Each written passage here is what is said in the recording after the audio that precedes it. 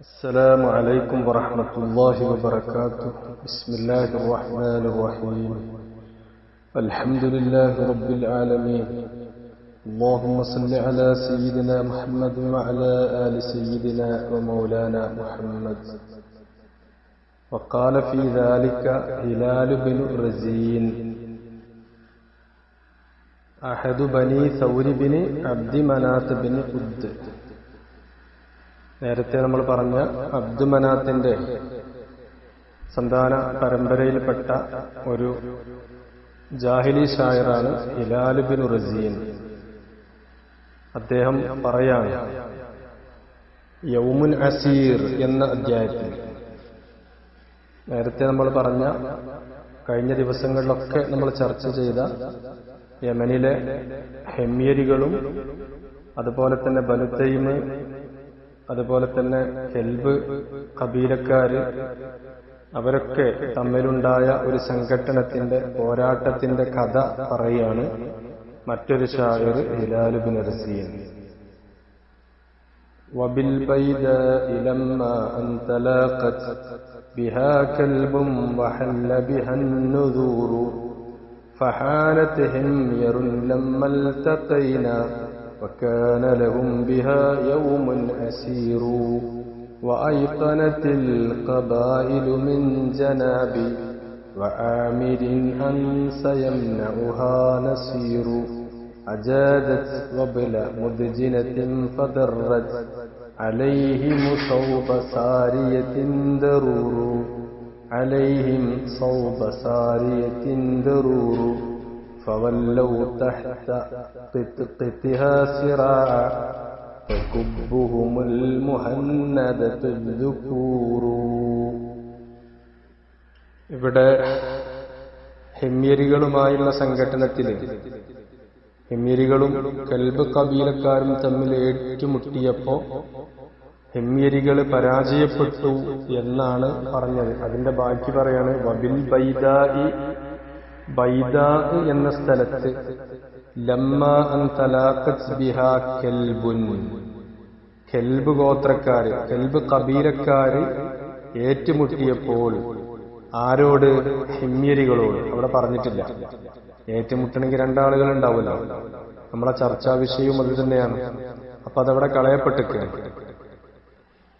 അങ്ങനെ വഹല്ല ബിഹൻ നുദൂറു, അവിടെ പ്രതിജ്ഞകളൊക്കെ വീഴുകയും ചെയ്തപ്പോൾ, പരാജയപ്പെടുകയും ചെയ്തപ്പോൾ, പാലിക്കാൻ പറ്റാതെ പ്രതിജ്ഞകളും അതേപോലെ നേർച്ചകളും സത്യം ചെയ്യലുകളൊക്കെ പരാജയപ്പെട്ടു.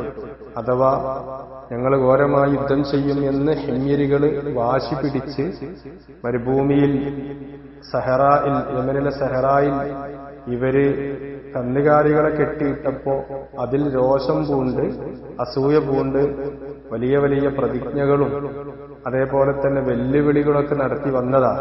അതൊക്കെ പരാജയപ്പെട്ടു ബൈദാ എന്ന സ്ഥലത്ത് എന്ന് പറയുന്നത്. ഇവിടെ ലമ്മ എന്നതിന്റെ ജവാബ് തൊട്ടടുത്ത ബൈത്തിൽ പറയുന്നുണ്ട് ഫഹാനത്ത് എന്ന്. അതാണ് അതിന്റെ ജവാബ്. അതല്ല, കുറച്ചും കൂടെ അപ്പുറത്തെ ബൈത്തുകളിൽ വരുന്ന ഒരു കലിമത്താണ് ജവാബ് എന്നും പറയുന്നു. ഏതായിരുന്നാലും നമ്മുടെ ശർവത്ത് പിരീജിയൊക്കെ പോകുന്നതനുസരിച്ച് ലമ്മന്റെ ജവാബ് ഫഹാനത്ത് എന്നാണ്. രണ്ടാമത്തെ ബൈത്തിലെ ഒന്നാമത്തെ മിസ്റാണ്, അതിലെ ഫഹാനത്ത് എന്നാണ് ജവാബ്. അപ്പോ പറയുന്നു ഫഹാനത്ത് ഹിമ്യറുൽ ലമ്മൽ തഖൈന. ഫഹാനത്ത്, ഹാന എന്ന് പറഞ്ഞാൽ ഹലക്ക എന്നാണ്, നശിച്ചു എന്ന്. ഹാനക്ക് ഒരുപാട് അർത്ഥമുണ്ടല്ലോ. ഹാന വഖ്തുസ്സലാത്തി ഫി മദീനത്തി റിയാദ്, റിയാദ് പട്ടണത്തിൽ നിസ്കാരത്തിന്റെ സമയമായി എന്ന് അറിയിപ്പുണ്ടാവും. ഹാന അടുത്തു, ഖറുബ. ഇവിടെ ഹാനന്റെ അർത്ഥം ഹാനത്ത് എന്ന് പറഞ്ഞാൽ ഹലാക്കായി, ഹൈൻ എന്നുള്ളതാണ്. ഹൈനിൽ എന്നുള്ള ഫിഅലാണ് ഹാനത്ത്. അപ്പൊ ഹാനത്ത് ഹെമ്യറു, ഹെമ്യർ ഹലാക്കായി, നശിച്ചു എന്നാണ്. എപ്പോ? ലമ്മൽ തഖൈന, നമ്മൾ ഏറ്റുമുട്ടിയപ്പോൾ. അങ്ങനെ വകാന ലഹും ബിഹാ യൗമുൻ അസീറു, അങ്ങനെ അവർക്കത് വലിയ പ്രയാസമുള്ള ദിവസവും ആയി. വലിയ പ്രയാസമുള്ള, കാരണം പരാജയപ്പെട്ടല്ലോ. പിന്തിരിഞ്ഞ് ഓടുന്ന വക്കിലെത്തി എന്നല്ല, പിന്തിരിഞ്ഞോടി. അതുകൊണ്ടാണ് അവർ നശിച്ചു എന്ന് പറഞ്ഞു. അവർ പിന്തിരിഞ്ഞോടുകയും അവരിലെ വളരെ പ്രധാനപ്പെട്ട ഒരു രാജാവ് കൊല്ലപ്പെട്ടു എന്നൊക്കെ നേരത്തെ നമ്മൾ പറഞ്ഞു. അപ്പൊ അവർക്ക് തികച്ചും പരാജയമായിരുന്നു സംഭവിച്ചത് എന്ന് ആരാ പറയുന്നത്? ഹിലാൽ ബിൻ റസീൻ. അദ്ദേഹം ജാഹിലി ഷായറാണ്, അബ്ദുമനാത്തിന്റെ പരമ്പരയിൽപ്പെട്ട ഒരാളാണ്.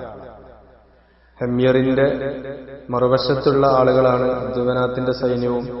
കെൽബ്, അതുപോലെ തന്നെ ബനു അദിയൊക്കെ അതിൽപ്പെട്ടവരാണ്. അങ്ങനെ വൈത്തനത്തിൽ ഖബായിലു മിൻ ജനാബിൻ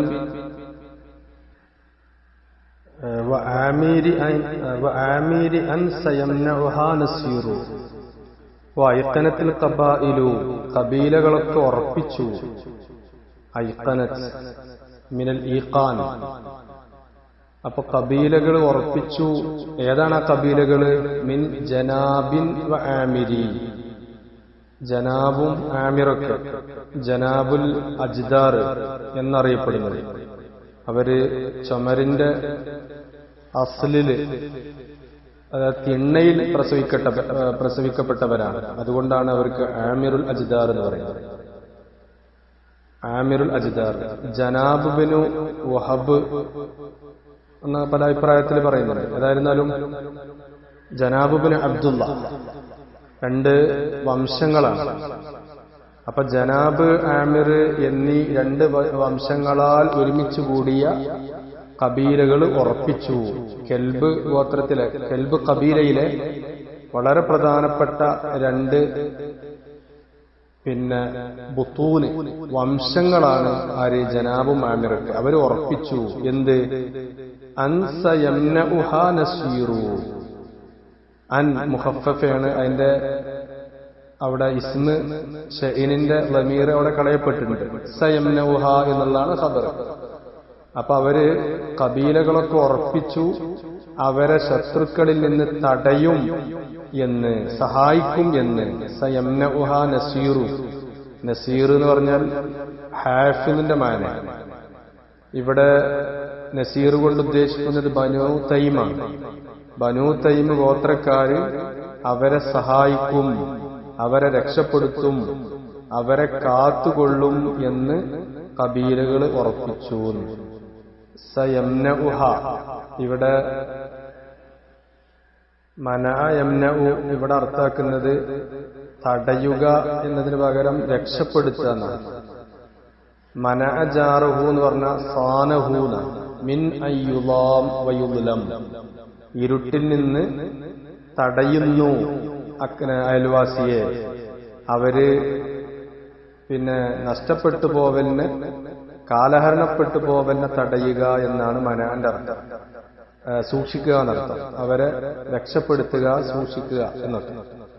ലാസിം, തടയുന്നതിൽ നിന്ന് ലാസിമാണല്ലോ രക്ഷപ്പെടുക എന്നുള്ളത്. അപ്പൊ അങ്ങനെ മൽസൂമാണ് ഇവിടെ ഉദ്ദേശിക്കുന്നത്. ഏതായിരുന്നാലും ഈ രണ്ട് വംശം, ഈ കബീലകൾ ഉറപ്പിച്ചു അവരെ ശത്രുക്കളിൽ നിന്ന് ബനൂ തൈമ് തടയും, അല്ലെങ്കിൽ രക്ഷപ്പെടുത്തും, കാത്തുകൊള്ളും എന്ന് ഉറപ്പിച്ചു. അങ്ങനെ അജാദത്ത് വബില മുദ്ജിനത്തിൻ ഫദറത്ത്. അജാദത്ത്, അജാദ യുജീദു ഇജാദത്ത്. അജാദ സഹാബു എന്ന് പറയും എപ്പോഴേ? ഇദാ അതാബിൽ ജൗദി ബിഫത്ഹിൽ ജീമി അൽ മത്റുൽ കസീർ. കൂലങ്കഷമായിരിക്കുന്ന മഴ, മേഘം വർഷിപ്പിക്കുന്നതിനെയാണ് അജാദ എന്ന് പറയുന്നത്. അപ്പൊ അജാദത്ത്, ആ കബീലകള് ശക്തമായിട്ട് വർഷിപ്പിച്ചു. വബില, ശക്തമായ മഴയെ. മുദ്ജിനത്തിൻ, വബില് എന്ന് പറഞ്ഞ ശക്തമായ മഴ. അൽ മത്റു ശദീദ്, നല്ല തുള്ളിയൊക്കെ നല്ല കനത്തത്. ഖുർആനിലുണ്ടല്ലോ, കമസലി ജന്നത്തിൻ ബിറബുവത്തിൻ അസാബഹ വാബിലുൻ എന്ന് പറഞ്ഞില്ല. വാബിലുൻ അൽ മത്റു ശദീദ് എന്നാണല്ലോ. മുദ്ജിനത്ത് എന്ന് പറഞ്ഞാല് കട്ടിയുള്ള മേഘം. ആ വെള്ളം, ശക്തമായിരിക്കുന്ന വെള്ളത്തുള്ളികളെ അത് താങ്ങിയതുകൊണ്ട് വീഴാനാവുന്ന രൂപത്തിൽ തൂങ്ങിക്കിടക്കുന്ന മേഘം. മുകളിലേക്ക് ഇങ്ങനെ നോക്കുമ്പോൾ അത് വീഴും എന്ന് തോന്നിപ്പോവും. അത്രയും ശക്തമായ വെള്ളത്തുള്ളികളെ ചുമന്ന് താങ്ങി നിന്നതുകൊണ്ട് വീഴാനായ തൂങ്ങിക്കിടക്കുന്ന മേഘം എന്നാണ്. അപ്പോ ഈ കബീലകള് ഇങ്ങനെയുള്ള ഈ മേഘത്തിന്റെ ശക്തമായിരിക്കുന്ന മഴയെ വർഷിപ്പിച്ചു. അങ്ങനെ ഫദറത്ത് അലൈഹിം സൗബ സാരിയത്തിൻ ദറൂറു. ദർറത്ത് എന്ന് പറഞ്ഞാൽ ദർറ് ദുറൂറൊക്കെ കാരണം മഴ അധികരിക്കുക തന്നെ. അപ്പൊ ദർറത്ത് അലൈഹിം അവരുടെ മേൽ ശക്തമായി അധികരിച്ചു. സൗബ സാരിയത്തിൻ, സൗബ് ഇവിടെ സാബത്ത് സൗബ് എന്നാണ്, മസ്ദറാണ്. പക്ഷെ അതിന് ലഫ്ലിൽ നിന്നല്ല എന്ന് മാത്രം. മഫ്ഊൽ മുത്തലക്കാണ്, പക്ഷെ ലഫ്ലിൽ നിന്നല്ലാതെ. ഉദാഹരണം സാബത്ത് സൗബ സാരിയത്തിൻ ദുറൂർ എന്നാവും. സാരിയത്ത് എന്ന് പറഞ്ഞാൽ രാത്രി പോകുന്ന മേഘം. സൗബ സാരിയത്തിൻ ദറൂറു. ദറൂർ എന്ന് പറഞ്ഞാൽ നേരത്തെ പറഞ്ഞ ദർറന്റെ ദറൂറ് ശക്തമായിരിക്കുന്ന മഴ എന്നെ. ദറൂറ് എന്ന വാക്ക് മുദക്കറായിട്ടും മുഅന്നസായിട്ടും ഉപയോഗിക്കും.